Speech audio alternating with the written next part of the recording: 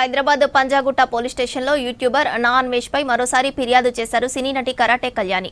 YouTuber నా అన్వేషణపై నమోదైన ఎఫ్ఐఆర్లో మరో యాక్ట్ని పొందుపరచాలని ఫిర్యాదు చేశారు.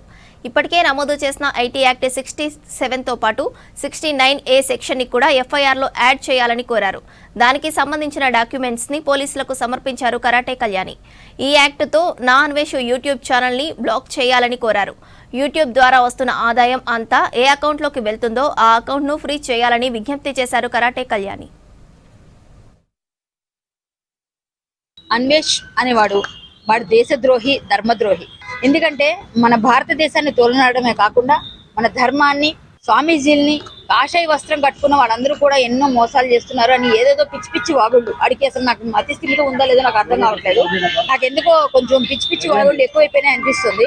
ఈ రోజు మళ్ళీ మొన్న ఏదైతే ఎఫ్ఐఆర్ ఇచ్చామో ఆ ఎఫ్ఐఆర్ దానికి మనం అనుసంధానం చేస్తూ దానికి ఇది అటాచ్ చేస్తూ ఇంకా 69A ఐటీ సెక్షన్ ని యాడ్ చేయండి, అలాగే వాడు బ్యాంక్ అకౌంట్ ఫ్రీజ్ చేయండి అని ఈరోజు మళ్ళీ మన ఎఫ్ఐఆర్ ని మళ్ళీ దీన్ని ఆల్టర్ చేయమన్న సెక్షన్స్ కోసం వచ్చామండి. దానికి లాయర్ గారు చాలా కృషి చేసి పూర్తి సహకారం అందించి చూడండి ఇక్కడ అన్ని ఉన్నాయి, క్లియర్ గా అన్ని ఎవిడెన్సెస్ తో తీసుకొని వచ్చాము. గజెట్ ఏదైతే ఉందో ఇది మనం హైలైట్ చేస్తే వాళ్ళు చూడంగానే సివి ఆనంద్ గారికి అలాగే ప్రిన్సిపల్ సెక్రటరీ గారికి కూడా ఇది చేస్తాము. మేము వాడికి ఎన్ని రకాలుగా మేము ప్రయత్నాలు చేయాలో ముందే చెప్పాము. అదే విధంగా లాయర్ గారు కూడా ఈరోజు ఫుల్ గా దానికి రీసెర్చ్ చేసి మొత్తం మంచిగా తయారు చేశారు. ఇది అప్లికబుల్ అవుతుంది. కన్ఫర్మ్ గా పోలీస్ వారు ఇది అప్లై చేస్తారు. అప్లై చేసిన తర్వాత వెంటనే ఈ పిచ్చి పిచ్చి వీడియోలు ఏవైతే చేస్తున్నాడో ఆ వీడియోలన్నీ వాడు ఆపడం వెంట వాడు ఛానలే బ్యాన్ చేయాలన్నది ఈ మనం రిప్రజెంటేషన్. దీంతో పాటుగా వాడు బ్యాంక్ అకౌంట్స్ ఫ్రీజ్ చేయాలి. ఆ డబ్బు మదంతో రెచ్చిపోతూ పిచ్చి పిచ్చి మాటలన్నీ మాట్లాడుతున్నాడు. ఆ డబ్బు కూడా మనమే ఇస్తున్నాం.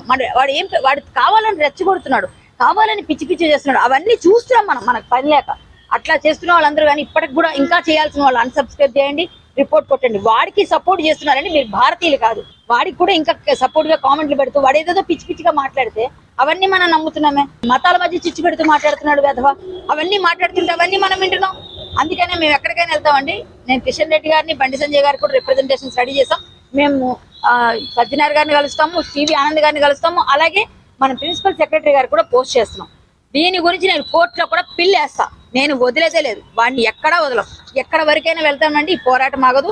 ఇది ఆల్టర్ అయ్యిందంటే మాత్రం పిచ్చి వీడియోలు ఆగిపోతాయని నా నమ్మకం. జై శ్రీరామ్, భారత్ మాతాకి జై. వీడిని మాత్రం ఎక్కడ కనిపించినా వదలకండి. మలేషియా నుంచి నాకు ఫోన్ వచ్చింది. వాడు ఎక్కడి నుంచి అయితే దాటి వెళ్ళిపోతున్నాడో దేశం నుంచి, అప్పుడు వాడు వీడియో రిలీజ్ చేస్తున్నాడు. ఇది గుర్తుపెట్టుకోండి. వాడు చైనాలో ఉన్నానని చెప్పాడని నమ్మకండి.